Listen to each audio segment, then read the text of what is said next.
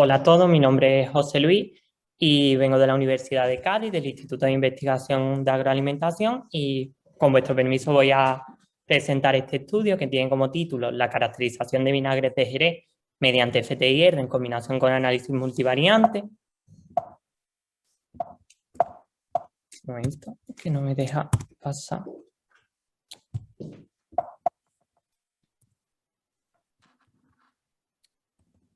Ahora. Vale, comenzaremos con la introducción, pasaremos a los objetivos, materiales y métodos, resultados de discusión y por último las conclusiones.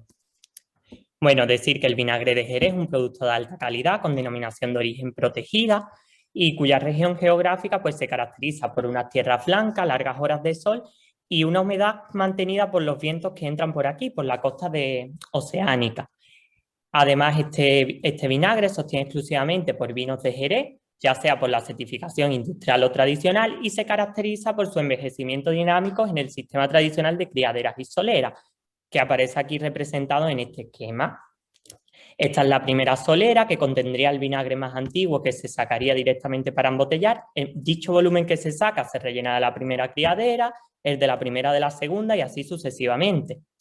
Dependiendo del tiempo de envejecimiento, la denominación de origen distingue tres tipos de vinagre distintos. El vinagre de Jerez, con un mínimo de 6 meses de envejecimiento, el Jerez Reserva, un mínimo de 2 años, y el Jerez Gran Reserva, un mínimo de 10 años.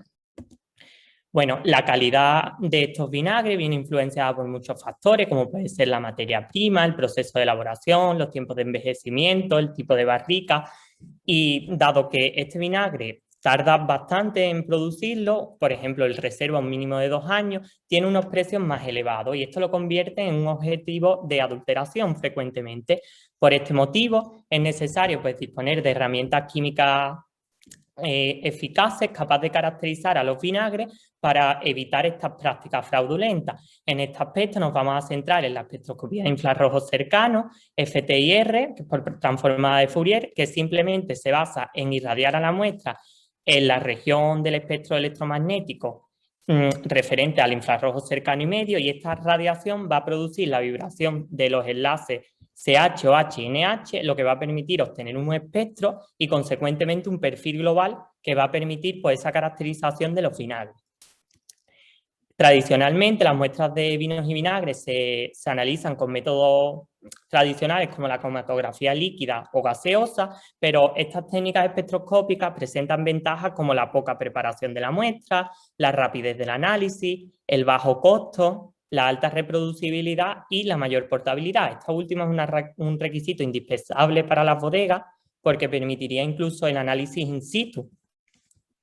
Bueno, en base a todo esto, los objetivos del presente trabajo eran dos. Por un lado, desarrollar un método rápido y fiable que se base en una huella dactilar, en una spectral print, que permita caracterizar diferentes tipos de vinagre de Jerez producidos con distintas materias primas. En este caso, vinos de la variedad de Palomino Fino, Moscatel y Pedro Ximénez. Y además se va a crear una aplicación, una página web que permita compartir los algoritmos creados y facilitar así la caracterización de vinagres para el resto de usuarios. Bueno, en cuanto a las muestras, se analizaron un total de 48 muestras, 24 de ellas utilizaban Palomino Fino como vino de partida, 12 Moscatel y 12 muestras Pedro Ximénez. Además, las muestras se intentaron siempre obtener con la mayor heterogeneidad posible, es decir, se tomaron de diferentes habitaciones, diferentes barricas, diferentes niveles, todo ello con el fin de obtener la mayor variabilidad posible. Y tras analizarla en el FTIR, el espectro se tomó de 952 a 3070 centímetros a menos 1 y no se hizo ningún pretratamiento previo a los datos. Bueno, lo primero que se realizó fue un análisis exploratorio, en este caso un análisis de clúster jerárquico, HCA, y el dendrograma resultante aparece aquí representado y vemos claramente tres grupos bien diferenciados. En verde se encuentran las muestras de vinagre de Palomino Fino, en azul las de Pedro Ximénez y en rosa las de Moscatel. Además, se puede ver que, por ejemplo, las Moscatel y las Pedro Ximénez se unen a una menor distancia. Esto implica que son más similares en el espectro FTIR, posiblemente porque estas variedades de uvas tienen mayor contenido en azúcar y muchas veces se suele hacer pues, una fermentación parcial al vino, frente a las Palominos Finos que tienen menos contenido de azúcares. Además, si vemos el nivel de la barrica, se etiquetó como OB1 para ese nivel más bajo, el de la solera, y OB2 para la criadera. Como se puede ver, las muestras parecen mezclarse. Sin embargo, en las palominos finos sí existe una tendencia de agrupación, dependiendo de este nivel, pero no podemos afirmar que las muestras se agrupen en función de ese nivel de barrica o de envejecimiento estudiado.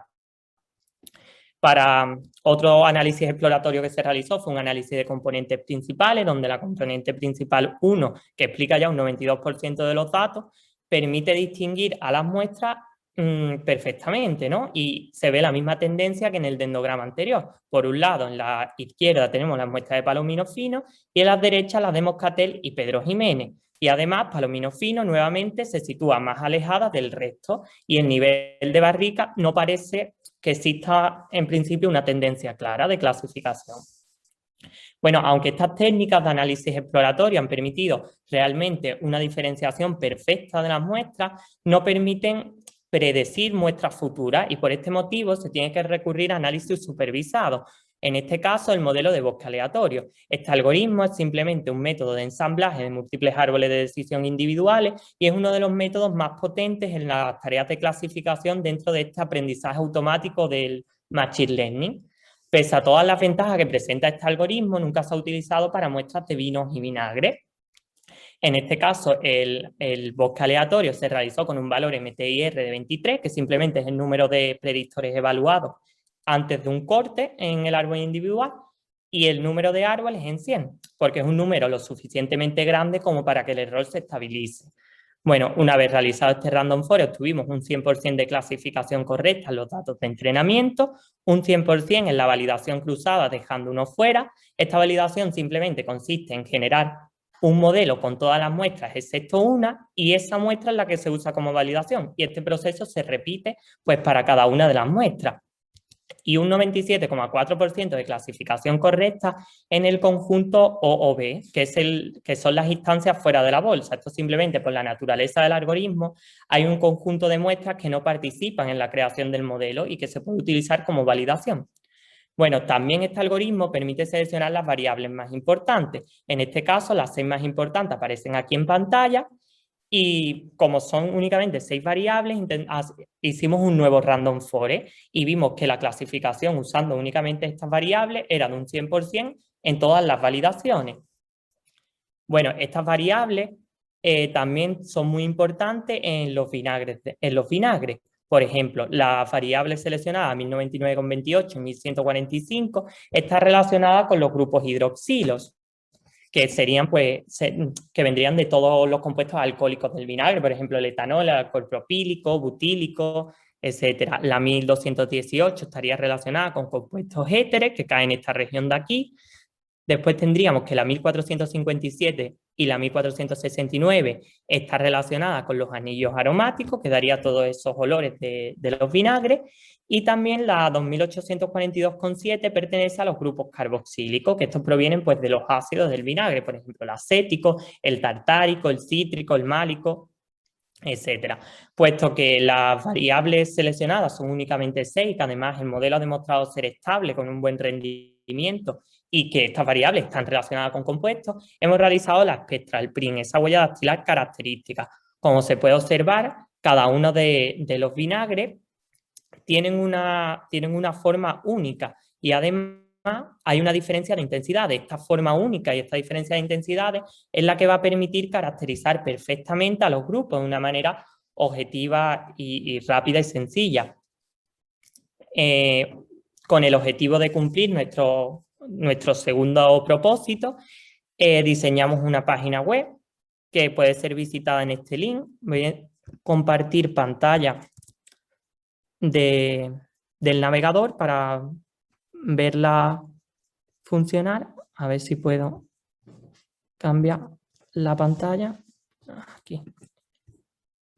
Vale, esto sería lo que cuando entráis en ese link os tendríais esta página de aquí, que es muy sencilla de usar. Simplemente te pide que introduzca, a ver si carga, que introduzca los valores de las longitudes de onda y presionaremos aquí y rápidamente nos arrojará un cálculo. En este caso, el cálculo se realiza con el modelo Random Forest de las 6 variables y nos dice que la muestra introducida, es decir, que estos valores corresponde a palomino con un 100% de probabilidad y además te muestra esa huella dactilar, donde la muestra desconocida, como podemos ver, tiene el mismo perfil exactamente que una palomino fino y por eso te la ha clasificado como palomino fino. Bueno, voy a volver a la diapositiva. Bueno, esta página es muy importante en el sentido de que la empresa o el usuario que vaya a hacer uso no necesita tener las muestras analizadas previamente porque está utilizando nuestro modelo con nuestras propias muestras analizadas. Como conclusiones finales, se puede ver que el espectro FTIR con herramientas quimiométricas adecuadas, en particular el Random Forest, constituye una buena alternativa para la caracterización de vinagres de vino y además presenta numerosas ventajas frente a los métodos tradicionales, como el corto tiempo de análisis y sobre todo la posibilidad de hacer análisis in situ. Como bien decía, esto es una característica esencial porque permitiría, por ejemplo, el control de la producción